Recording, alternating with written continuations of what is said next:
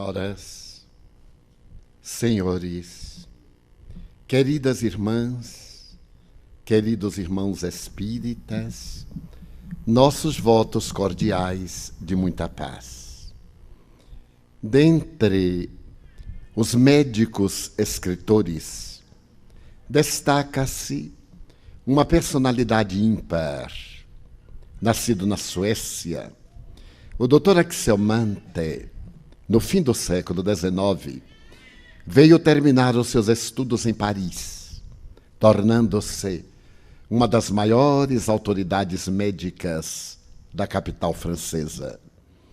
Na década de 1880 a 1890, na Universidade de La Salpêtrière, quando o extraordinário fisiologista e anatomopatologista Charcot se dedicava às teses da hipnose, o Dr. Axiomante acompanhou as memoráveis sessões de terças-feiras, nas quais o eminente mestre levava uma histérica de nome Alcina da Normandia a estados alterados de consciência.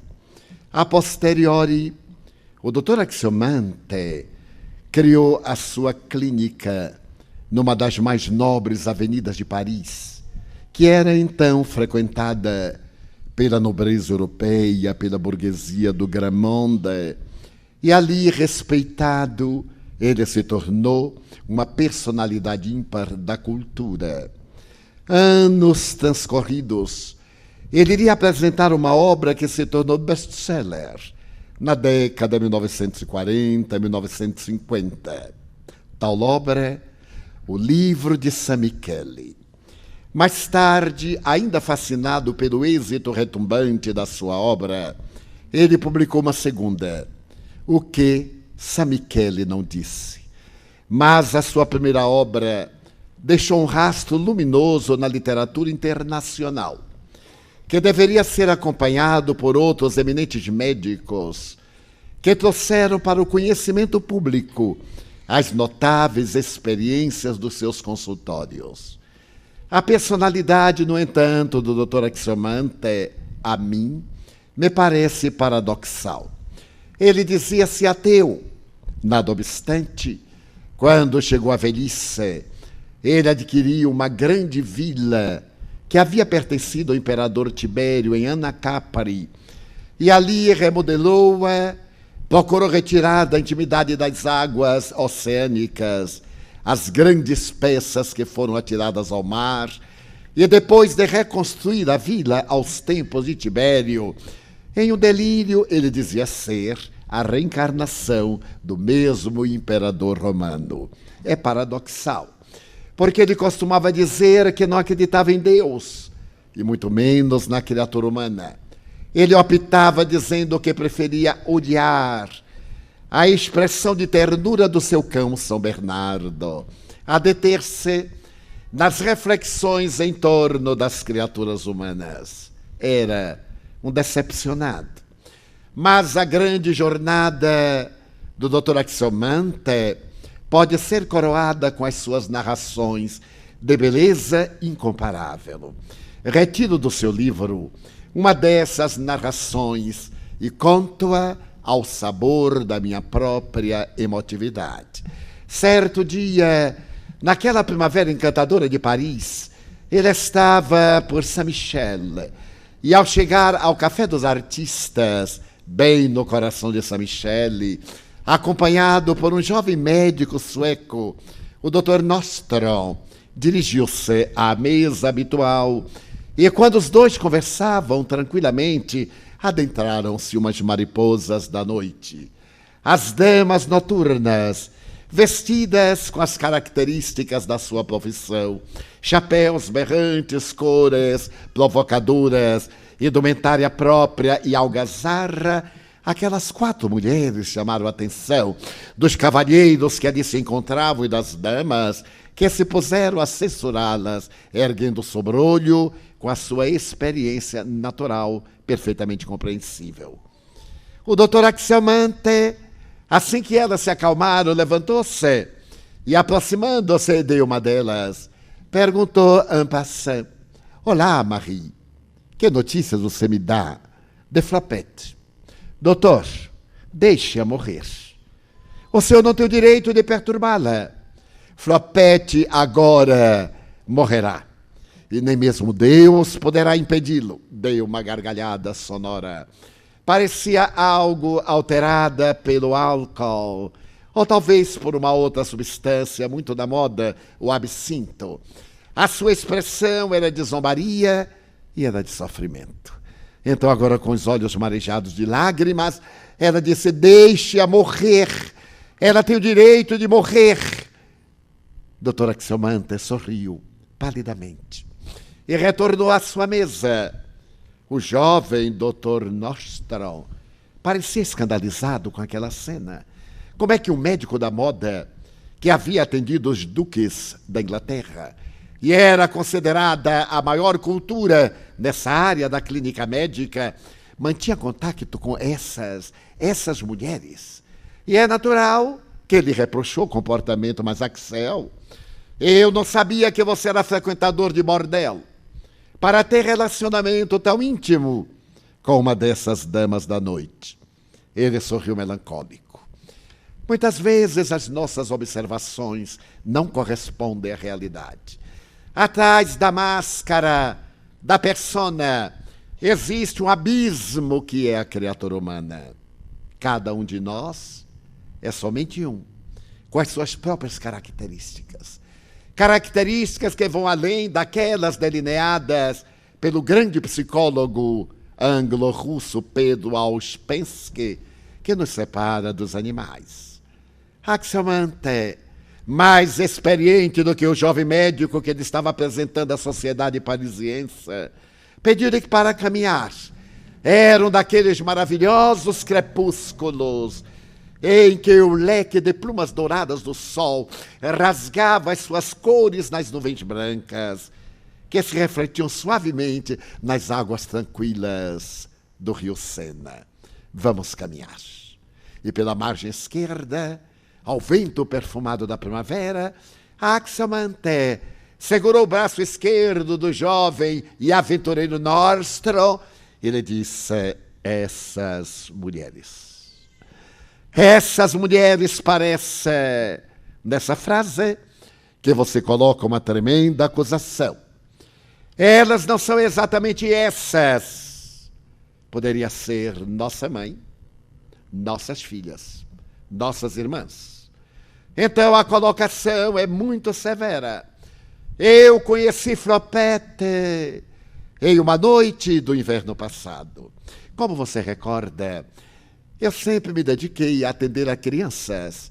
Apesar do meu cepticismo religioso, eu amo a caridade. Essa caridade que não tem rótulo, a caridade que não dá o reino dos céus, a caridade que não promove o indivíduo na sociedade, a caridade que se faz anonimamente a quem sofre, essa caridade que desata os sentimentos nobres e atende a criatura envolvendo em doçura e compaixão. Naquela época, desde há muito, aliás, que eu venho atendendo ao abrigo de Santa Genoveva. Ali estão internadas crianças órfãs. E como meu tempo é muito precioso e é escasso, eu reservo as quintas-feiras à noite para fazer um exame nas meninas, graças à Madre Superiora, que realmente é uma cristã e é muito minha amiga. Foi no auge do inverno, em uma noite terrível, inesquecível, que ela me mandou chamar, porque uma criança estava morrendo, você sabe, de uma doença incurável. E como era natural, quando eu saltei do Tilbury à porta do lar de caridade que fica nos arredores de Paris, e me dirigi ao portão central, já eram 22 horas. Alguém saiu da sombra, nevava. A noite era tempestuosa. Os fantasmas davam gargalhadas trágicas no ar. Então a sombra saiu da sombra, acercou-se de mim, atirou-se-me aos pés de joelho. Doutor, salve-a, é minha filha. Senhora? Não, mademoiselle. mas não se ajoelhe diante de mim. Por Deus, doutor, ela não pode morrer. É tudo que eu tenho. Por favor. Erguia pelas axilas. Eu não sou Deus, senhorita. Eu sou apenas um médico. Eu fui chamado para poder vê-la. Eu sei, doutor. Minha filha está morrendo. E se ela morrer, a vida também morrerá para mim. Por favor, deixe-me ver a minha filha. Faz anos que eu não a abraço. Eu desejo dar-lhe o último abraço. Senhorita, é um pedido que não tem cabida. São 22 horas. Não é dia de visita. A paciente está em uma câmara especial isolada, numa enfermaria daí da Casa Pia. Eu não me atreveria a fazê-la adentrar-se. É muito risco, é terrível este risco para a minha profissão médica. Mas o olhar que ela me deu, aquele olhar ao lampejo da débil claridade do lampião, ficou impresso na minha alma fogo. Tranquilizei-a. Eu ainda não sei de que se trata, mas eu me comprometo, caso seja realmente muito grave e ela esteja às portas da morte na agonia, eu irei buscá-la. Eu correrei o risco de trazê-la para que abrace a sua filhinha pela última vez. O doutor promete? Sim, é claro, eu prometo. Mas dê-me seu nome e o seu endereço. O Tilbury, a carruagem espera por mim. Foi então que ela se ergueu. O manto que lhe cobria a cabeça caiu. E eu pude ver-lhe o rosto marcado pelas tintas. As marcas que ocultavam a tuberculose na face. Aquela palidez que é iniludível. As olheiras. A expressão ofegante no peito que se recusava a respirar. Então, apesar de muito jovem, estava quase cadaverizada. Meu nome, doutor, é Flopete. Claro, ela não falava muito bem o francês. E eu resido na Rue de Fleur, número 24, terceiro piso, segunda porta à esquerda. Então eu perguntei, mas se você reside na Rue de Fleur, você... doutor, eu sou vendedora de ilusão. E estou no degrau mais baixo, porque a desgraça não tem último degrau. Quando nós caímos do poço da vergonha, sempre descemos e descemos mais. É como a escada da degradação moral. Nós sempre somos empurrados para mais baixo. O doutor promete? Sim, senhorita. Então ela desapareceu na noite. Eu me adentrei pela Casa Pia e no imenso corredor que me separava da entrada até a enfermaria, eu escutava os meus próprios passos como um fantasma. E ao entrar na enfermaria, logo pude identificar qual era a problemática da criatura pela sua dificuldade de respiração. Era difteria. O Krupp, como você sabe, naquela oportunidade, nestes dias, ainda é incurável. Acerquei-me do seu leito e a madre disse, uma lástima, doutor. Ela vai morrer. Eu acerquei-me do leito. Coloquei a lamparina mais próximo. Era uma menina loura. A testa larga estava suarenta. Toquei. Estava com grande febre. Ela estava no delírio. As marcas da morte ali estavam na sua face pálida, em manchas negras. Então ela abriu os olhos. 2 pedaços de céu azul incrustados no oceano da face. A respiração ofegante. Tentei alcançar o pulso com muita dificuldade. Foi então que eu me lembrei de sua mãe Flopete. Eu vi que ela ia morrer naquela noite. Então eu criei o estratagema. Noto que a irmã Genoveva está muito cansada. Não gostaria de dormir? Eu velarei pela pequena. Reservarei esta noite para ela. Afinal, é uma petiz de 5 anos. A madre sorriu e disse 6, doutor. Mas não faz nenhuma diferença. Ela vai morrer da mesma forma. Ai, como estou cansada. Todos estes dias estive velando 24 horas. A morte é terrível. E o apóstolo Paulo já perguntava: ó morte, aonde está a tua vitória? Aonde está o teu aguilhão? E aqui estava eu vigilante, não para impedir a morte, mas para ver como a morte arrebata a vida. A madre tirou o seu avental e colocou no cabide atrás da porta, e eu escutei as suas passadas perderem-se no imenso corredor. Uma ideia louca, absolutamente louca, acendeu-se-me na mente. Eu peguei o avental e saí a correr. Peguei a carruagem, deixei a paciente a sós. Grave compromisso diante da ética médica.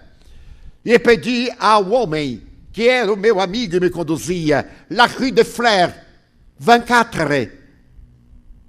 E à medida em que o silêncio da cidade era quebrado pelas patas dos animais, e a neve caía como se a boca do céu estivesse cuspindo sobre a terra, a condensação do ar no hidrogênio, produzindo aquelas pequeninas camadas de gelo.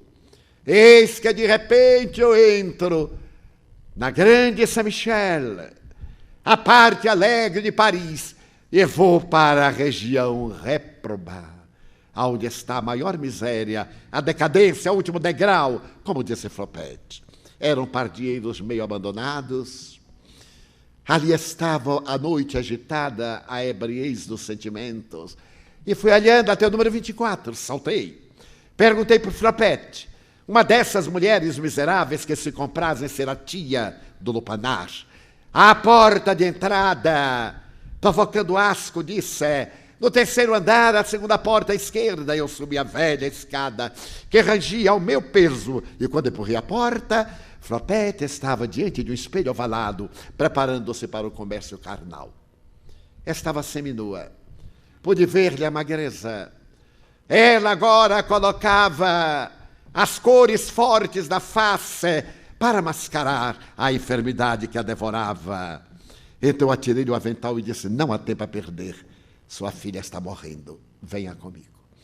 Ela vestiu-se rapidamente e cobriu-se com o avental. Colocou um lenço à cabeça e, trêmula, nervosa, começamos a descer a escadaria. E quando íamos sair, a velha, que se fazia caracterizar como a tia e protetora das mulheres equivocadas, pôs no braço forte 40 francos para dormir na rua. E as amigas de Flopete olhavam: Flopete, conseguiu um cavalheiro. Era esse o aspecto da noite parisiense na Rive Gauche.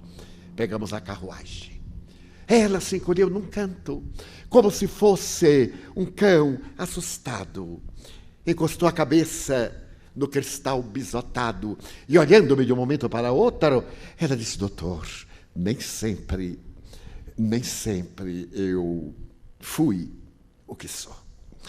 Eu não sou francesa, como o doutor percebeu, mas eu amei, doutor.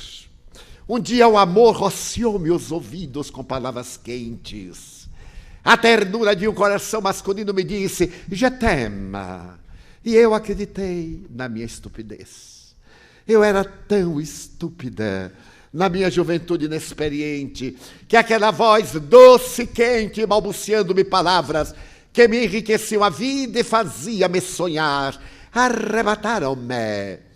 E menos de uma semana depois, o encantador príncipe dos meus sonhos disse-me: dá-me uma prova do teu amor.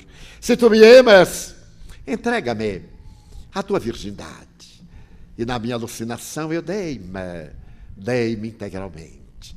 Ele então levou-me do meu país para este país maravilhoso, trouxe-me a Paris. E eu fui morar em um hotel de luxo. Ele era o meu príncipe encantado das primeiras horas. Ensinava-me a arte do prazer. Lentamente, como um técnico, ensinando numa academia, ele foi me preparando suavemente, até que ele disse: estou esperando um filho. Eram 3 meses. E ele disse que um filho do nosso amor. Qual amor? O nosso. Flopete. Nós, os homens, não amamos assim tão rapidamente como as mulheres. As mulheres são frágeis. Qualquer aceno logo se apaixonam. Eu não tenho maior compromisso com você. Você é jovem. Eu estou dizendo, mas se você me deseja, mate-o. Matar o filho do nosso amor. Mas não há amor, Flopete.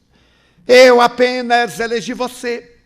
Eu não sabia que ele era um mercador de mulheres, um conquistador de escravas brancas para a prostituição.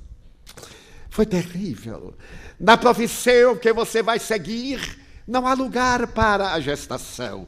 Expulse esse monstro de dentro de você, que ele vai deformar o corpo. Aqui, em Paris, em cada quadra há uma aborteza, e ela irá libertada desse fardo desagradável.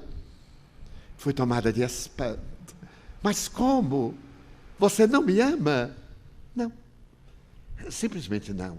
E tudo o que você me disse? Bem, eu sou um profissional do sexo. E essas palavras são apenas palavras. Você terá que optar. Comigo, sem a criança. Com a criança, sem mim. É claro que eu optei pela criança, sem ele. E ali fiquei, mas não podia pagar o hotel. Foi quando apareceu alguém e me disse, sou amigo de Filipa. Eu sei que ele é um canalha, mas eu sou diferente, Flopete. Claro que eu não posso mantê-la neste luxo, nesta ostentação.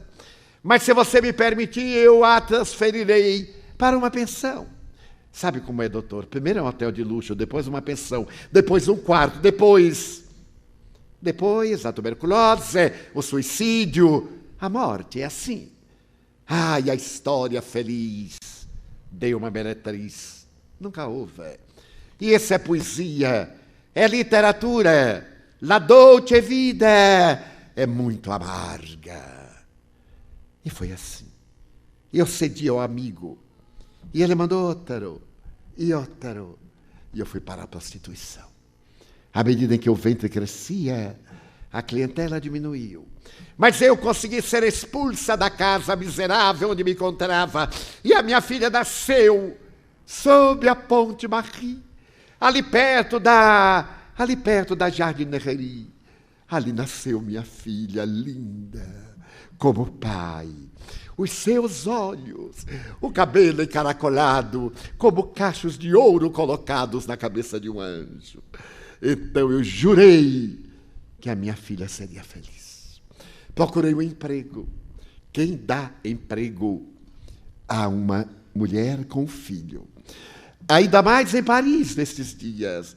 Procurei de todas as formas, até que por fim, depois de um mês de miséria, de fome, e a minha filha estava quase desfalecida, eu recorri à igreja, a Mater et Magister. Mater et Magister. E claro, o sacerdote olhou-me e perguntou, deseja internar a filhinha? Sim, padre. Mas é filha do matrimônio? Não, exatamente não. Então é filha do pecado. Não há lugar para filhos do pecado na nossa igreja. Mas, padre, ela não tem culpa. Se existe culpa, esta é minha. O que não nega que ela é filha do pecado. E como filha do pecado, ela já traz a culpa, que deve ser exorcizada através de penitências, quando adquirir a idade da razão. Mas o que deseja de mim? Socorro, padre. Eu desejo interná-la numa casa pia. Sim, no orfanato. Doutor, a palavra orfanato significa desgraça, significa a perda da dignidade. Eu disse, não, numa casa pia, padre, onde ela possa aprender a educar-se, a tornar-se uma dama. Até eu sorri. Ele também sorriu amargo, bem? Tanto ela pode ficar no orfanato, como pode ficar numa casa pia. No orfanato é grátis, na casa pia é pago. Ela receberá uma educação. Mas como você é uma mãe não casada, pecadora, nunca poderá vê-la. Terá que renunciar. Ela será internada como órfã. E os estipêndios mensais, que devem ser depositados na igreja para educá-la, naturalmente de um benfeitor. Mas, padre, eu não posso pagar. Pode. Você é jovem. Mas, padre, eu não consigo trabalho. Eu sou uma estrangeira. Mas é pobre. Você pode, ainda é bonita. E se for bem tratada, você entende o que eu quero dizer, não é? Mas, padre, esse dinheiro é do pecado. Bem, é do pecado seu, mas não temos nada com isso. Nós teremos que receber para poder manter. E foi assim que eu internei a minha filhinha. Não soube para onde ela foi encaminhada. E comecei a trabalhar. Logo, eu modifiquei os meus hábitos e, por amor da minha filha, tratei de aplicar as técnicas que eu havia aprendido. E logo me submeti a uma cirurgia para evitar uma outra gestação indesejada e assim não ter recursos para manter a minha filha. E trabalhei de noite e de dia. E trabalhei todo mês por antecipado. Eu levava ao sacerdote o dinheiro que deixava de ser pecado na hora que ele pegava, não importando de onde veio, para poder salvar a minha filhinha, Anne-Marie, a minha querida Anne-Marie. Mas eu tanto investiguei. Havia poucas casas pias em Paris, que um ano depois eu descobri onde ela estava. E consegui perceber que as religiosas, nas quartas-feiras, saíam a passear com elas no bairro. Então, eu pude identificar a minha filhinha no meio de todas e vesti-me com dignidade. Numa dessas quartas-feiras, eu esperei que elas saíssem com a religiosa e levei um saco de guloseimas de baile e disse: madre, para le petit enfant. Aqui está, madre, para as meninas. Mas que crianças lindas! Ai, que criança loura! E dei-lhe um beijo. A madre disse: faz muito bem, porque ela não tem mãe. A menina sorriu e agradeceu. E a partir daí, toda quarta-feira, quando elas estão brincando, eu me acerco dos seus corações e fico do outro lado. E através das guloseimas, elas vêm correndo. La bonne dame, la bonne dame. E então eu pego nas mãozinhas da minha filha. Tenho vontade de dizer: minha filha, mas eu irei destruir o seu futuro. Foi há pouco, ontem, que ele me mandou um recado dizendo que minha filhinha estava morrendo.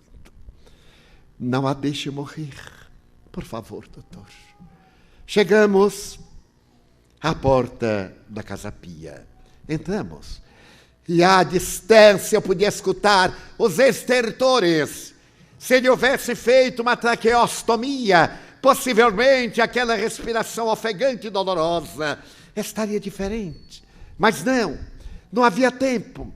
Nós entramos, o quarto estava em penumbra, com a lamparina. A meninazinha estava desesperada.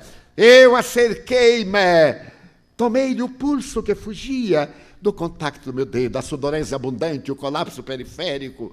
De repente, a menina abriu os olhos desmesuradamente grandes, azuis. E a mãe no escuro disse: venha, beije-a. Ela está morrendo. A mãe veio hipnotizada. Dobrou-se sobre o berço. Ergueu a menina com as mãos. Mas quando foi beijar, deu um grito. Jogou a menina sobre o colchão e o travesseiro e disse: não posso beijar. Eu sou toda podridão. E ela é um lírio. Não posso beijá-la. E saiu a correr e gritando no silêncio da noite. Porque naquele momento, quando ela ia beijar, a meninazinha meneou a cabeça. Mamera, mamãe. Foi então que ela deu o grito. Despertei a abadesa. A pequenina estava morta. Dei o atestado de óbito. No dia seguinte, participei do sepultamento ali mesmo, no pequeno cemitério da casa religiosa. Coloquei um cravo branco em homenagem à sua mãe.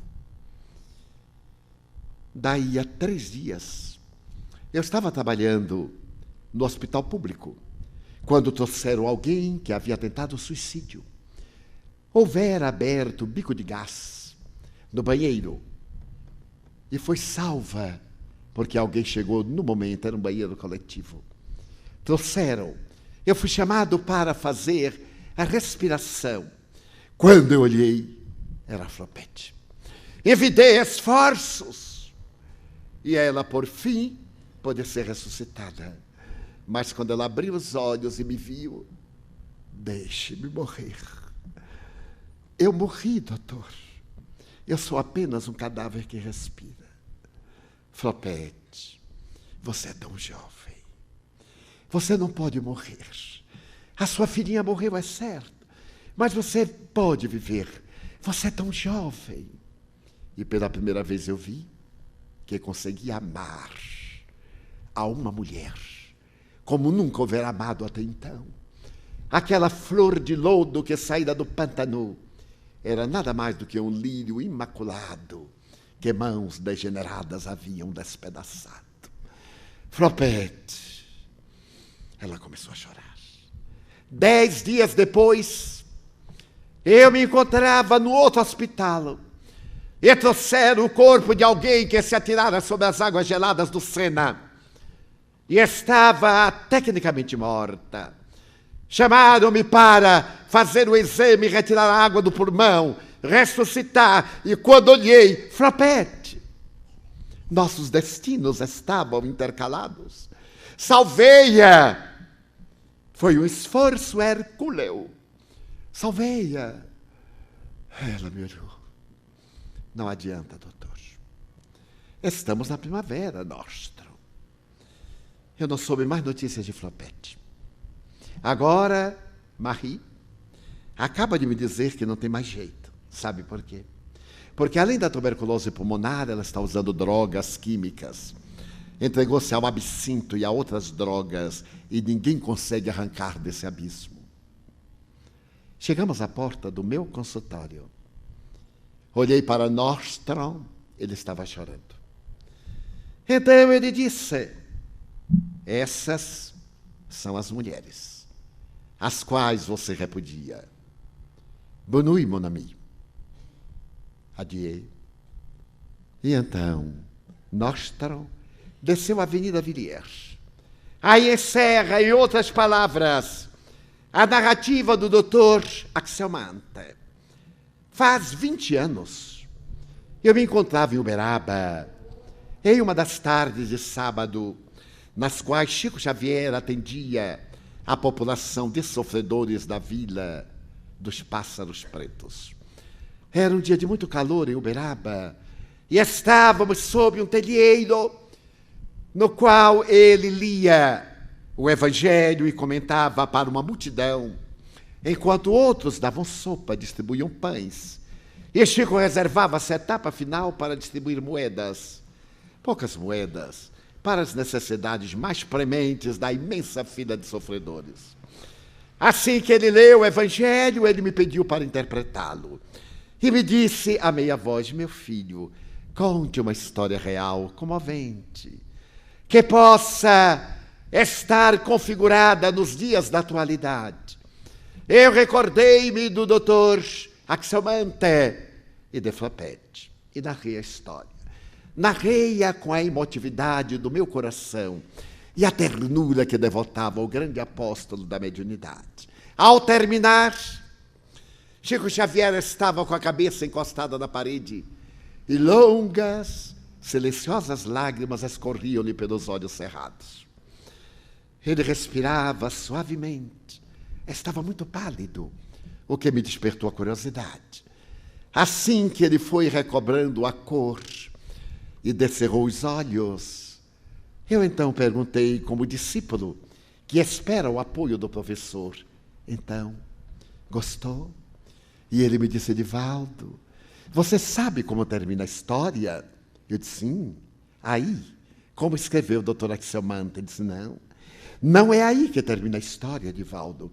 Eu estava tão comovido, acompanhando a narrativa do Dr. Axelmante ao Dr. Nordstrom, que Emmanuel, o guia espiritual, Se me acercou e perguntou-me: Chico, você gostaria de voltar à velha Paris do começo do século e acompanhar o Dr. Nordstrom? Eu disse: para poder saber como termina a história de Flopete? Se for possível. Então ele me fez um desdobramento parcial e levou-me aos arquivos do pensamento terrestre. E como se estivesse numa sala cinematográfica, eu pude ver o Dr. Axel Mantel despedindo-se do amigo e ele dizendo adieu, como se fosse despedir para sempre. Desceu a avenida e eu comecei a ler-lhe os pensamentos. O Dr. Nordstrom se perguntava: Flopete, Flopete, onde está Flopete? E voltou naturalmente à Rive Gauche, esteve na Rue de Flers e não encontrou informações. A partir dali a sua vida girava em torno da história de Flopete. Aquela tarde, aquela noite, o dia seguinte, o terceiro dia, e de informação em informação, através de propinas a uns e a outros, ele veio saber que Flopete se encontrava atirada numa casa miserável nas margens do Sena, aguardando a morte, que certamente não ia demorar. Então o Dr. Nordstrom conseguiu chegar ao pardieiro abandonado, infecto. Subiu a escadaria apodrecida e num quarto, quase sem luminosidade, num colchão colocado no chão, ele viu cadaverizada, com repetidas crises de hemoptise, Flopete, que expirava. Ele ajoelhou-se, sentou-se depois, tomou-lhe as mãos cadaverizadas e falou-lhe em sueco. Ela tremeu. E ele voltou a falar em sueco. E então ela começou a chorar. Flopete era irmã do doutor. E ele guardava uma grande mágoa dessas mulheres. Porque Flopete havia abandonado Estocolmo, seduzida por um rufião, para vir ser meretriz em Paris. A família ficou destroçada e ele, Nordstrom, jurou que jamais se utilizaria de uma mulher vendedora de ilusões e as odiaria todas, como sendo seu repúdio à conduta infame da sua irmã. Não era seu nome Flopete, Ingrid, mas agora ela estava morrendo. E tomado de uma profunda compaixão, o Dr. Nordstrom lhe disse ternamente que viajasse em paz. Foi nesse momento que Flopete, quase sem o ar, pediu-lhe perdão. Perguntou se seus pais haviam-na perdoado. E ele disse: mamãe morreu, perdoando-a, dizendo que compreendia a sua loucura, a sua ilusão de menina. Então, chorando copiosamente, Flopete morreu. O Dr. Nordstrom carregou nos braços o cadáver da menina mulher e, chamando pessoas que o pudessem ajudar, tomou providências. Levou-a para um velório numa casa especializada e conseguiu um sepultamento digno no cemitério de Montmartre. É assim, meu filho, que termina a história de Flopete, que nem o Dr. Axel Mantel soube, porque o Dr. Nordstrom nunca desejou contar-lhe, porque se sentia constrangido. Toda vez que você contar a história de Flopete, pode concluí-la com a informação que Emmanuel nos ensejou nesta tarde. A história de Flopete é inegavelmente a história da atualidade. A louca jornada na busca da ilusão. A necessidade de viver a labareda crepitante do prazer, que termina por consumir a mariposa que voa à sua volta para aquecer-se. Vivemos a hora do sonho, da fantasia, da busca dos 15 momentos de holofote, 15 minutos, de brilhar a qualquer preço, E embora a nossa seja considerada uma sociedade que tem alguns milhares de religiões, de denominações religiosas, já que nos Estados Unidos somente as religiões evangélicas são mais de 2.000 denominações. É uma sociedade sem religiosidade. Há o rótulo religioso, mas não há o sentimento de religiosidade. Porque o sentimento de religiosidade é o sentimento de transformação moral da criatura para melhor. A função precípua, essencial da doutrina religiosa de qualquer natureza, é predispor o indivíduo para a sua vida imortal, porque todas as religiões preconizam que a vida é patrimônio da imortalidade. Entremos no corpo e saímos do corpo, mas não saímos da vida. O berço não é o começo da vida, é a porta de entrada do corpo. Túmulo não é a porta de saída da vida, é a porta de saída da matéria, porque continuamos na vida. Coube, no entanto, a ciência espírita demonstrar que, em realidade, estamos no corpo em uma viagem de curso muito reduzido. Por mais longa que se nos apresente a vida, ela é sempre muito curta depois que passa. Eu, às vezes, fico olhando pessoas que me relacionam há 50 anos. E quando as pessoas me dizem, como ontem uma amiga, Divaldo, nós somos amigos há 55 anos, eu me sinto estarrecido, porque 55 anos são meio século e mais 5 anos. E digo, meu Deus, como eu sou velho, como eu estou acabado, 55 anos. Então, naturalmente, olhei para a minha amiga, claro, ela estava mais acabada do que eu, é sempre assim. Mas eu não tive coragem de dizer, porque um amigo me havia confessado que somente existem 3 idades. Esse negócio de terceira idade já era. Agora é assim a nova classificação. A primeira idade, ou melhor, a infância e a juventude. Depois a idade adulta. E depois, você está ótimo. Toda vez que nós encontramos uma pessoa encarquilhada, acabada, arrasada, nós mentimos com um sorriso, meu Deus, mas você está ótimo. E o outro acredita, porque ele vê sempre que quem disse está pior do que ele. Então eu me recordo, quando eu tinha 10 anos, eu olhava um homem de 25 e achava velho. Com toda a lealdade, dizendo, meu Deus, como aquele homem já viveu 25 anos. De repente eu completei 25. E olhava o de 40 e dizia, não, eu vou morrer jovem. Eu sou poeta. Imagina. E olhava o de 40 e de repente eu estava com 40 anos, sem me dar conta. Aí eu pulei para o de 50 e disse, não, meio século, olha como é grande, meio século. Eu não vou alcançar, eu vou morrer jovem. E um dia eu estava barbeando-me e me lembrei que era o dia do meu aniversário. Olhei a cara do espelho e disse, Divaldo, você completou? Eu nem quis olhar. Ai, meu Deus, 50 anos, não é verdade? Então eu me lembrei de um de 70. Eu disse, não, 50 anos até que eu estou regular. Agora 70, de jeito nenhum, imagina, arrastando os pés, aquela coisa horrorosa. Não, não. De repente, 70. Foi de surpresa, eu aí duvidei.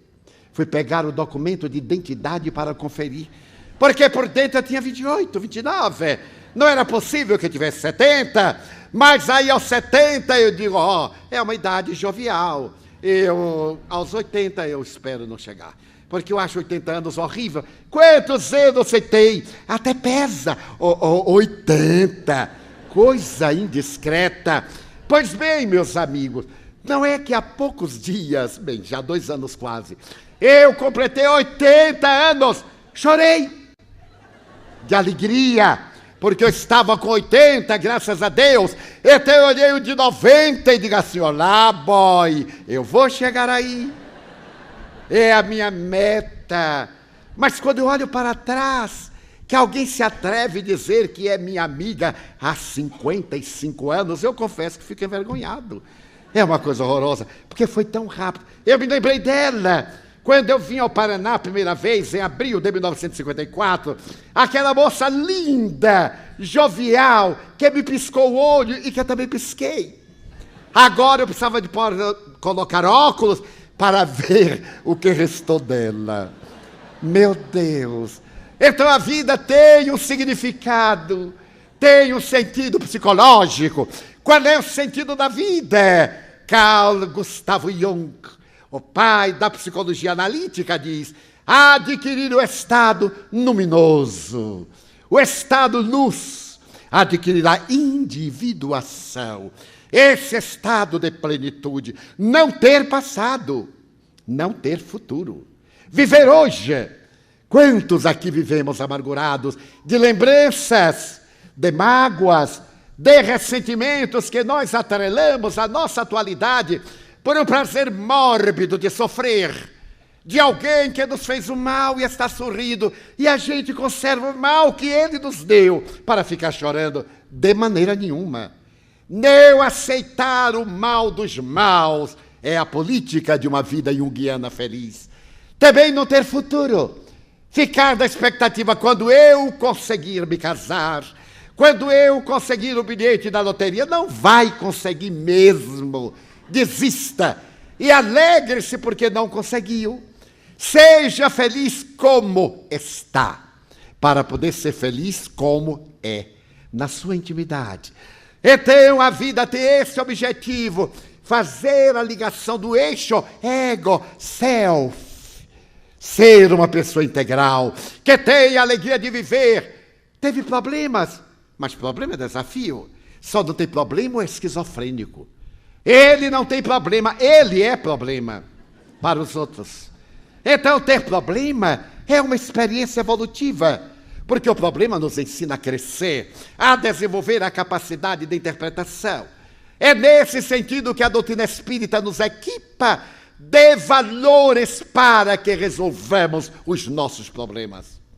É muito comum nós querermos que os outros resolvam os nossos problemas. O que você acha? Eu vou me casar, é com o homem certo? Se ela que vai se casar não sabe, como é que o pobre do médium vai saber? Porque acha que o guia está ali e diz assim: diga que é, mas o guia também não sabe. Como é que ele vai saber? Ele nem sabe que é o namorado dela. Tirar do espiritismo esse fantasioso, esse imaginoso, esse sobrenatural. Porque o propósito da doutrina espírita é criar pessoas fortes moralmente, saudáveis, que entendem a razão de ser da vida. Eu estou sofrendo porque estou colhendo o resultado da minha sementeira. Mas eu somente prosseguirei sofrendo se optar por manter os meus propósitos negativos. Se eu semear luz, passarei por um dia de claro sol. Mas se eu semear névoas, eu prosseguirei com a ausência da claridade. Na Mansão do Caminho, nós recebemos, dentre muitas pessoas que nos foram ajudar, uma jovem da melhor sociedade baiana, rica, que se tornou espírita há 50 anos. E quando comecemos a cuidar de crianças órfãs, ela que frequentava a nossa casa, um dia me disse: Divaldo, eu gostaria de morar na Mansão do Caminho. E eu, sabendo que se tratava de uma moça de família quatrocentona, de antecedentes muito nobres, eu disse: mas nós não temos o mínimo conforto para uma pessoa como você. Aqui é um lugar onde nós, funcionários públicos, que estamos acostumados a ganhar muito bem, nos alojamos e passamos até melhor do que em nossas casas. Tentei dissuadi-la e ela me disse: se você me aceitar, nunca se arrependerá. Naturalmente, na minha casa eu tenho o máximo de conforto, mas eu quero fazer uma experiência nova. Eu desejo preencher o meu vazio existencial com amor ao meu próximo. E foi um grave problema familiar, porque os seus genitores não podiam conceber que a sua filha ia entregar a vida a cuidar de órfãos, de afrodescendentes, de crianças abandonadas, atiradas na lata do lixo. Ela que foi preparada, educada em 3 idiomas, com um belo curso universitário, para naturalmente triunfar na Europa ou na América, naqueles recuados anos 50, para mergulhar no abismo de um lar de crianças desamparadas. E ela arrostou as consequências. Ela teve um diálogo muito grave com sua mãe e disse-lhe: se eu por acaso desejasse ligar-me a um homem rico e poderoso, você não teria preocupação com a questão moral, porque ele era rico e poderoso. Mas eu desejo ligar-me a algo que me preenche a alma e me faz feliz. E você está desgostosa porque eu vou ser feliz do meu padrão. Então vai ficar desgostosa o resto da vida. Até logo, porque eu estou de ida. E mudou-se. Mudou-se para a mansão e se tornou um dos nossos braços direitos. Uma pessoa extraordinária, uma educação refinada. Quando ela veio para as nossas refeições, na mesa em que nós diariamente nos sentamos, ela se tornou a nossa orientadora educacional. Porque, coitados, os funcionários públicos do IPASE, do Correio, nós sentávamos à mesa como operários mais modestos. Era aquela volúpia para começar e terminar antes que o outro acabasse com o que estava no prato. Era então aquela volúpia, e ela refinada, a francesa, primeiro a salada, depois isto, depois aquilo. Com o tempo nós a corrompemos, graças a Deus. E ela passou a misturar tudo para facilitar. Mas a verdade é que se revelou uma dama amada pelas crianças. Realizou um trabalho nestes mais de 50 anos notável. De repente, uma jovem portadora de saúde, mas uma saúde rígida, ela teve uma dor muito forte e foi internada de emergência. Foi feita uma cirurgia, possivelmente não exitosa, porque logo depois veio um volvo, consequência possível da movimentação na área intestinal, e ela começou a expelir bile sem cessar. E foi necessário fazer uma segunda cirurgia, e de imediato uma terceira cirurgia, e ela contraiu infecção hospitalar. São passados 5 meses de um calvário inimaginável. Lúcida, em todos os transes de 5 meses, na mesma posição, começaram escaras nos pés. Foi necessário fazer-lhe traqueostomia, depois de entubá-la demoradamente. E ali, o seu exemplo de espírita. Quando nós a visitamos, o fazemos diariamente quando estamos na Mansão do Caminho, e todos nós vamos ao hospital, cada qual no horário para dar-lhe assistência total e absoluta, ela não apresenta uma queixa, uma reclamação. Jamais perguntou por quê. Ela sabe por quê. Porque nós colhemos o que semeamos. Deus é justo, e nenhum de nós experimenta algo a que não façamos jus. Então, aplicando-lhe um passo um dia e desejando confortá-la, ele disse que bom, que estes últimos 50 anos são de edificação. Mas alguém me perguntou: mas Divaldo, ela trabalhou tanto para o bem, e Deus fez isto com ela, como se Deus fosse um moleque da esquina, caprichoso, venal. Eu digo: mas você não tem o menor conceito de Deus. Esse é um Deus antropomórfico.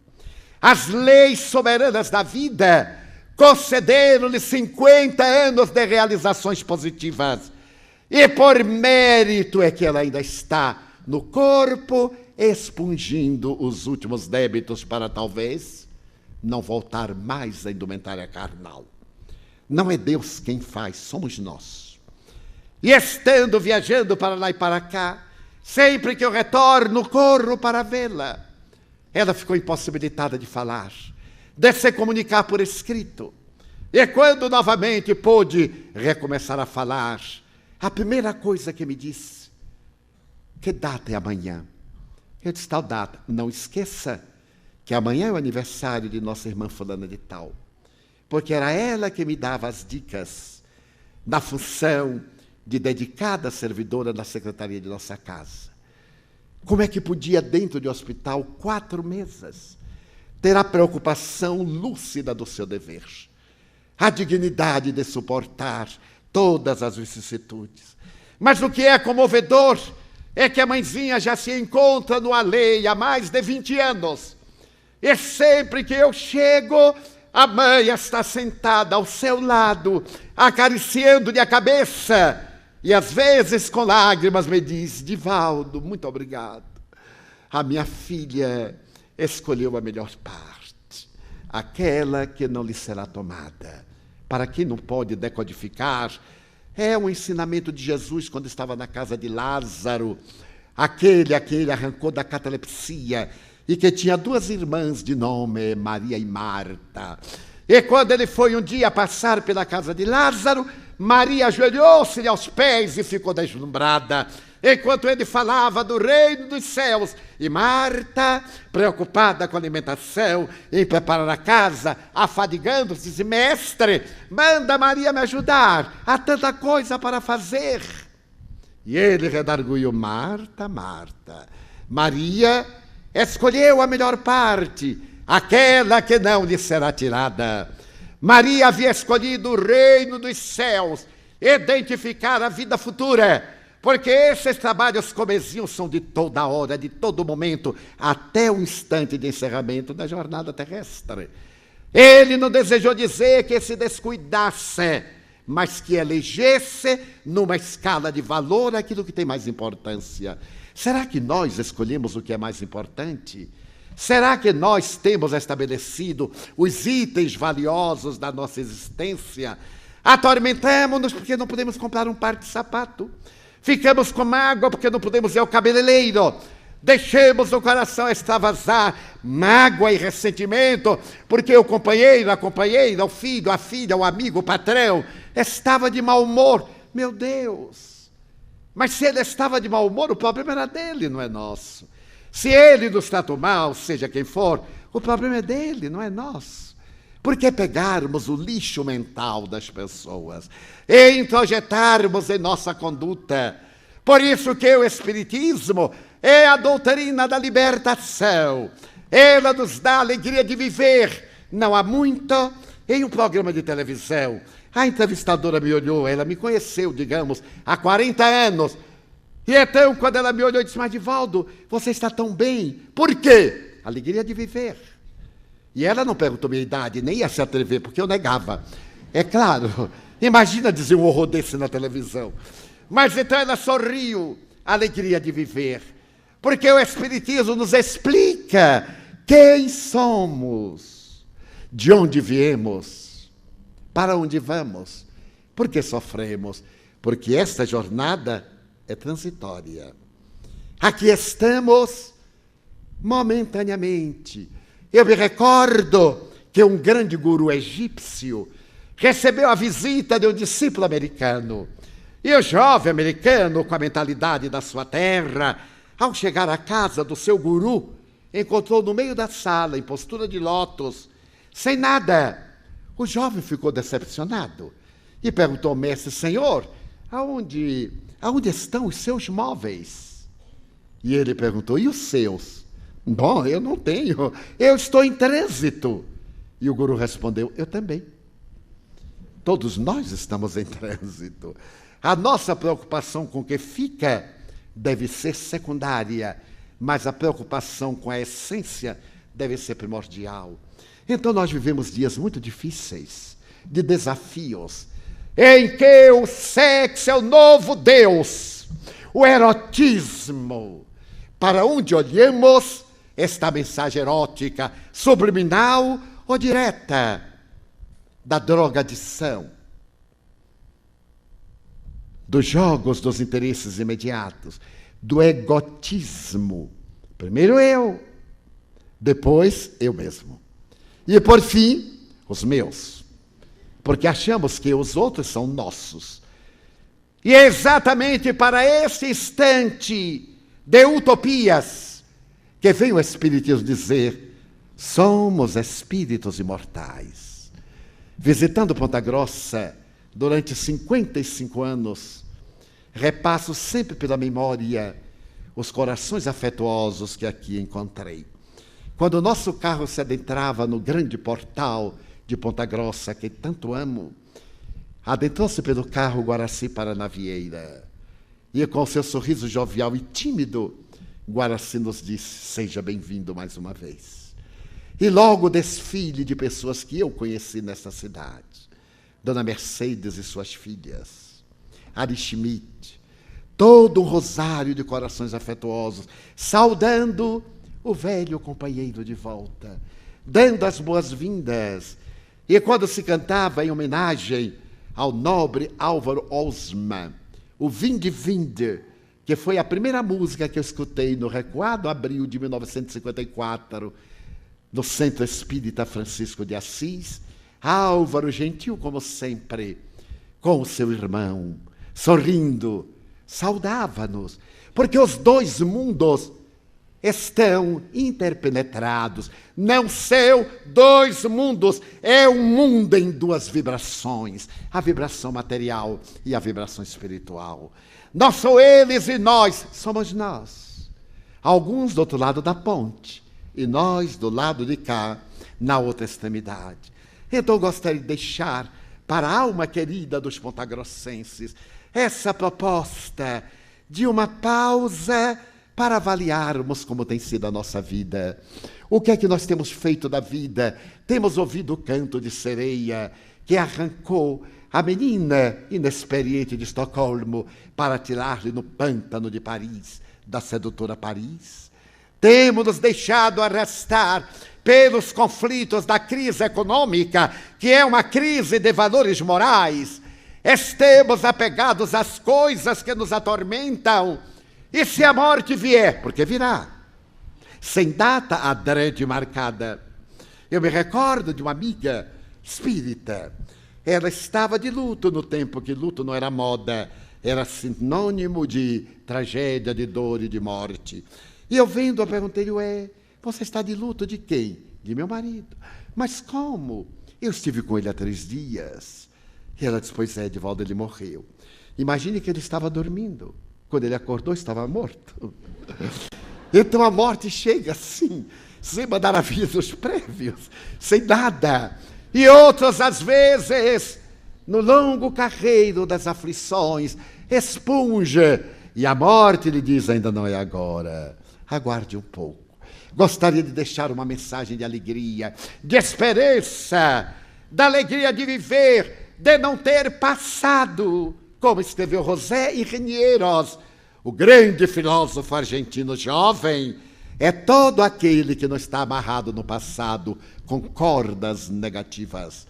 Então, se nós não temos marcas negativas do passado, somos jovens em qualquer idade biológica, que possamos cantar o hino de alegria à vida e dizer a Deus da nossa gratidão. Quanto nós temos de coisas valiosas, de dádivas, que não nos damos conta. E vivemos atormentados por picuinhas, por misérias, por coisas secundárias. Então, pensemos neste momento.